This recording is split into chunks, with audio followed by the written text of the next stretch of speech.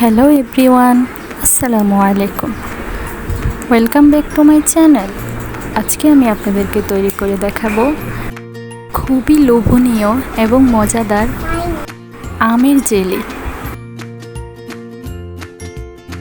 এই আমের জেলিটা দেখতে যতটা দারুণ হয়েছে, খেতে কিন্তু অসম্ভব মজাদার। আপনারা চাইলে ঘরে একবার হলেও ট্রাই করে দেখতে পারেন। আশা করছি বড় ছোট সকলের অনেক ভালো লাগবে। তো এর জন্যই প্রথমে আমি 4টি কাঁচা দেখে আম নিয়ে নিচ্ছি। আমগুলো কিন্তু একদমই কচি। তো এগুলো প্রথমে আমি পানি দিয়ে ভালো করে ধুয়ে নিচ্ছি। ধুয়ে এগুলোকে ছেলে নিয়েছি। দেখুন আমার আমগুলো কিন্তু একদমই কচি। তো আমি আমগুলোকে অফ ক্যামেরাতে ছোট ছোট করে স্লাইস করে কেটে নিয়েছি। এখন কিছুটা পানি নিয়ে এতে 2 চা চামচ লবণ দিয়ে মিক্স করে নিচ্ছি। তো এর মধ্যে আমগুলো আমি দিয়ে দিব। দিয়ে আমগুলোকে কচলে কচলে ভালো করে আমের কষগুলো বের করে নেব। তারপরে আমগুলোকে পাতলা সুতির একটা কাপড়ের মধ্যে নিয়ে চিপে পানিগুলো বের করে নিতে হবে। এরপর আমগুলোকে আমি সুতির একটা কাপড়ের মধ্যে বিছিয়ে দিয়ে ফ্যানের নিচে 2 ঘন্টার জন্য শুকাতে দেব।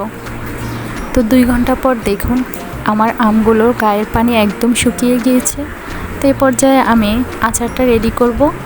এর জন্য 2 কাপ চিনি নিয়ে নিয়েছি। চিনি কিন্তু একবারেই বুঝে দিতে হবে। আপনারা আপনাদের পছন্দ মতো মিষ্টি অ্যাড করে নিতে পারেন। তো এই পর্যায়ে চিনিতে আমি একটু পানি মিক্স করে একে ক্যারামেল করে নিয়েছি। ক্যারামেলটা পুড়ে যাওয়ার আগে আমি এতে আমগুলো দিয়ে দিব। দিয়ে ভালো করে মিক্স করে নেব। আমের এই জেলিতে আমি কিন্তু কোনো প্রকার তেল ইউজ করব না।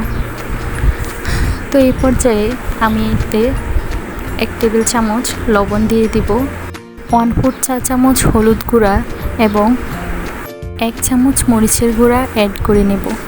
তো এই পর্যায়ে আমি এগুলোকে ভালো করে মিক্স করে নেব। এখানে আমি কিন্তু এগুলো শুধুই একটু কালারের জন্য ইউজ করেছি।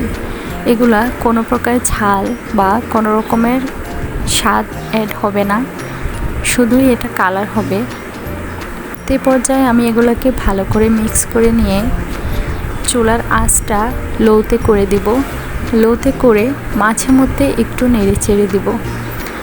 নাড়াচাড়া করার সময় আপনারা খেয়াল রাখবেন একদমই হালকা হাতে এটাকে নেড়ে চেড়ে দিতে, না হলে আমগুলো কিন্তু গলে যেতে পারে। তো এই তো 5 মিনিট পরে দেখুন আমার আমের কালারটা কিন্তু কিছুটা চেঞ্জ হয়ে গিয়েছে। এই পর্যায়ে আমি আচারের মশলা অ্যাড করে নেব। তো আমি এখানে 2 টেবিল চামচ আচারের মশলা অ্যাড করে নিচ্ছি। তারপর এতে দিয়ে দেব 1/2 টেবিল চামচ বিট লবণ। আপনারা কিন্তু বিট লবণটা অবশ্যই দিতে চেষ্টা করবেন, কারণ এই আচারে কিন্তু আমি এক্সট্রা কোনো কিছু ইউজ করিনি। তো এক্ষেত্রে আপনারা চেষ্টা করবেন বিট লবণটা দেওয়ার জন্য, তাহলে আচারের টেস্টটা অনেক ভালো আসে। তো এরই মধ্যে কিন্তু আমার আচারটা একদম রেডি হয়ে গিয়েছে। দেখুন আমার আচারটা কেমন লোভনীয় হয়েছে। আপনারাও কিন্তু বাসায় একবার হলেও ট্রাই করে দেখবেন এই আচারটা। এটা কিন্তু ছোট হতে বড় সবাই অনেক পছন্দ করবে। তো এখন আচারটা আমি একটা প্লেটে সার্ভ করে দেখাচ্ছি। আচারটা কিন্তু একটার গায়ে আরেকটা লেগে যাচ্ছে না। আমি চেষ্টা করেছি খুব সহজভাবে রেসিপিটা শেয়ার করতে। তো আজকের মতো এখানেই বিদায় নিচ্ছি। দেখা হবে নেক্সট কোনো ভিডিওতে।